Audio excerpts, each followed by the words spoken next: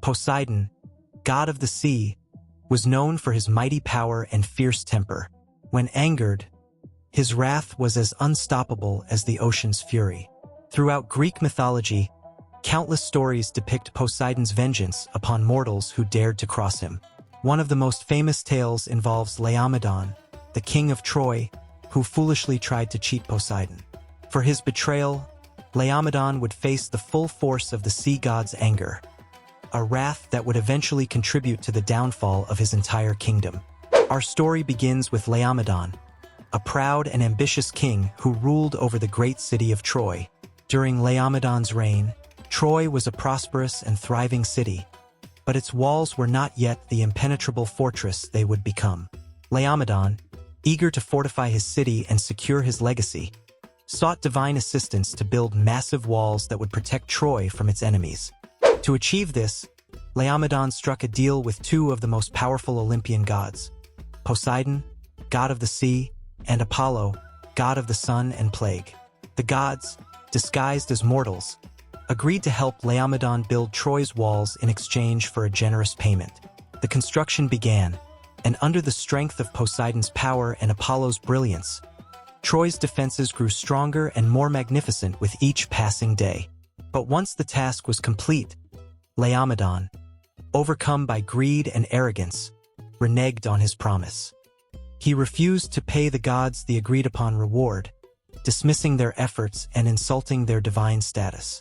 Poseidon, a god who commanded respect and feared betrayal above all, was furious at Laomedon's treachery. The insult was not merely a slight against him personally, it was an affront to the gods as a whole. In his wrath, Poseidon vowed to punish Laomedon and make an example of Troy.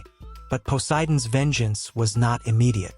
He bided his time, waiting for the right moment to unleash his fury on Troy. When the time came, Poseidon sent a fearsome sea monster to ravage the Trojan shores. This beast, a massive creature born of the sea, laid waste to the city's coastline, destroying ships, flooding fields, and terrorizing the people of Troy. The people of Troy were terrified, and Laomedon was powerless to stop the destruction. Poseidon's revenge was swift and merciless. His message clear: no mortal could cheat a god without facing dire consequences. Desperate to save his kingdom, Laomedon sought a way to rid Troy of Poseidon's monster. But there was no easy solution. The king turned to the Oracle of Delphi for guidance, hoping the gods might offer a way to appease Poseidon's wrath. The oracle's response was chilling. To stop the monster's rampage, Laomedon would have to sacrifice his own daughter, Hesione, to the beast. Laomedon faced an impossible choice: save his city by sacrificing his beloved daughter or allow Troy to be destroyed by Poseidon's vengeance. Hesione, like many other innocent figures in Greek mythology, was a victim of the gods' conflict with mortals. She was bound to the rocks by the sea, awaiting her grim fate as the monster approached. But just as the monster approached to claim Hesione, a hero arrived to alter the course of fate. Heracles, the son of Zeus and one of Greece's greatest heroes, happened to be sailing nearby when he saw Hesione in distress. Recognizing an opportunity for both heroism and reward, Heracles approached Laomedon with an offer. Heracles promised to slay the sea monster and save Hesione in exchange for the reward of divine horses that Laomedon possessed, horses that were a gift from Zeus himself. Laomedon, eager to be rid of the monster, quickly agreed to the deal, hoping this time to avoid further trouble. With unmatched strength and bravery, Heracles confronted the monster, and after a fierce battle, he successfully slayed the creature, freeing Hesione and saving Troy from destruction. For the moment, the city of Troy rejoiced as the sea monster was defeated, and Hesione was saved. But Laomedon's arrogance and greed had not faded.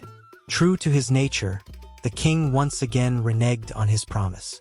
After Heracles had slain the monster, Laomedon refused to pay the hero his promised reward.